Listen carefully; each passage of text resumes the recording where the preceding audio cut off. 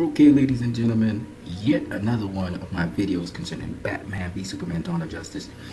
And this time, I'm going to talk about more videos, first of all, on Batman v Superman Dawn of Justice. So we have first this podcast, Batman v Superman Why So Many Haters by Mixed Tees. We got EJM680, and he's showing his Batman v Superman slideshow. We got All Subjective Movie News, Batman v Superman Review. We got The Rant Show, my review of Batman v Superman by N7XKAORU. Really cool dude. And he thought it was a pretty good movie. In fact, he thought it was a very good movie.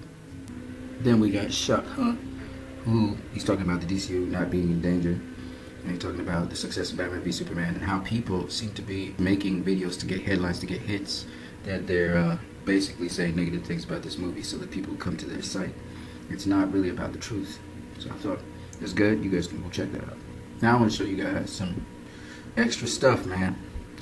So currently on Rotten Tomatoes, you got 28% of the critics liking it and 68% of the audience liking it. That is the greatest difference in opinion ever for any movie which has ever been a blockbuster hit, like ever.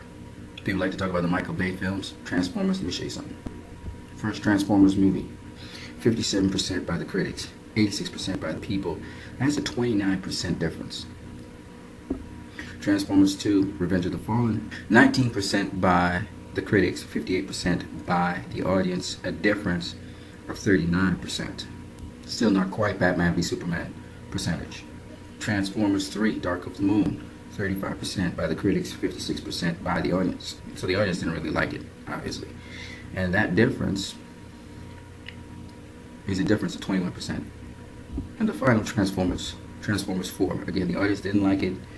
18% was what the critics had it as, or they liked it. 51% by the audience, a difference of 33%. When you look at the Metascore, which is based on 51 critics' reviews, and you look at the user score, which is based on 3,750 users' ratings, okay? And this is the reason why there's a huge difference between the critics on Rotten Tomato and the audience on Rotten Tomato. It is the only film in the history of blockbuster films, not just in terms of blockbuster films in terms of superhero, but also in terms of all films. There's a huge divide between the audience and the critics. This is what Metacritic does so well. Breaks it down so nicely. 51 critics. 10 critics had a positive review. 31 had mixed reviews, and 10 had negative reviews. Let's look at the users' reviews when you break it down. 651 users had positive reviews. 172 were mixed and 162 were negative. Look how many users rated the film. Look how many users actually did reviews. Michael Bay film, Transformers. Look how many ratings. 1,134 ratings. Batman v Superman had 3 times that. Only 35 critics. In this case, the critics were very positive towards it, and very few were negative. Look at the reviews. 315 users wrote reviews that were positive, 94 mixed, and 100 negative. But look at Batman v Superman numbers. 3,750 ratings to start with. 651 positive reviews. 172 mixed and 162 negative. The second Transformer film, it had horrible reviews by the critics. Again, only 32 critics bothered to even review the film. 1,419 people actually rated it. And the rating was 5.4, which is mixed. Watch this. Only 5 positive, 11 mixed, and 16 negative. So this is definitely horrible. 313 positive reviews, 117 mixed reviews, 281 negative reviews. Let's go back to Batman v Superman. Alright? Put it in context. Transformers Dark of the Moon. Mixed reviews. Okay? 37 critics again.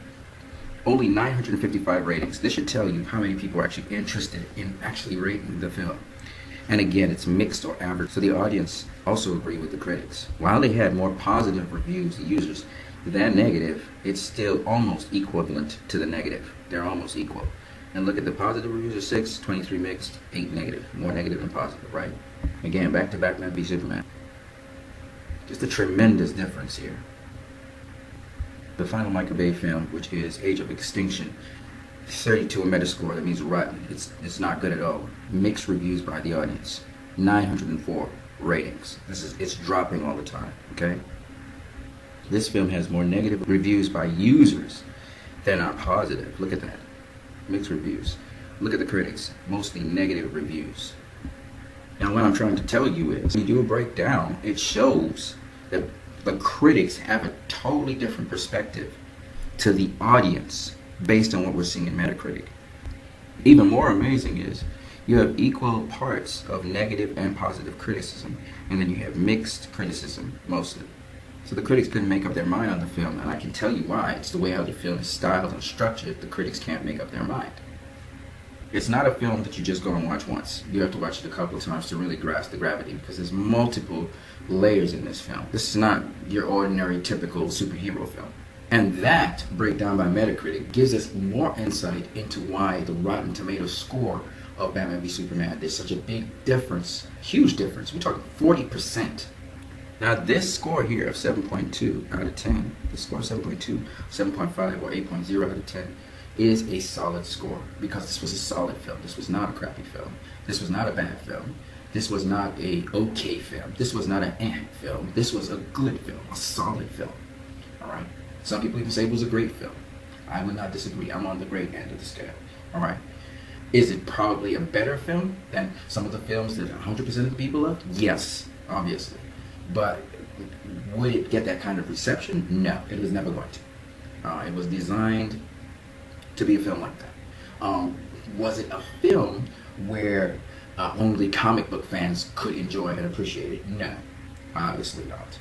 Was it a film that people could misunderstand if they were going in there trying to pick it apart? Yes, absolutely. You didn't have time to try and overanalyze this film. You had to take it in pieces. You'd have to watch it multiple times to actually break it down, realize the film is saying so many things, because it's so compact. Like every word, every sentence, every scene is rich with stuff. And it's written in a very brief, short manner, to the point. The editing was such so that you still get the feel, but there's a lot you're going to miss. And that's just the way that film was. So if you were trying to go in there as a critic and try and make notes, you're going to be all over the place, because you have to just stay with the film, let the film lead you. If you try to critically analyze or remember things about the film, you're going to get left behind. The pacing is such that it's just fast enough to keep you there with it, and you have to go with it. If you turn for a second, and you don't want to miss a huge chunk of the film. If you go out and you decide you buy popcorn or something, well, this is a bar, it's slow part. The film's not slow at all. And it keeps a certain intensity if you allow it to grip you. If you want to try and just judge it and start to criticize it, you're going to be lost. And I noticed a lot of people who raise points online. I was just talking to a dude, he didn't even grasp the film, because obviously he went in with the wrong mindset. He wasn't going in to watch a film, he was going to try and pick a film apart. So obviously he missed the whole point of the film. You can't go into these films trying to be hypercritical of them, and you don't know what they are going to deliver to you. You have to first at least know what the film's delivering to you. I listen to a lot of guys say, oh, this film, DCU's in trouble and stuff, and then when I listen to the substance of what they're saying, they're not saying anything. Because they didn't even know what the film was talking about, because they were so busy trying to poke holes in it. Holes of which they couldn't poke. And you can always go check out my video on how the media has been spewing lies about this film.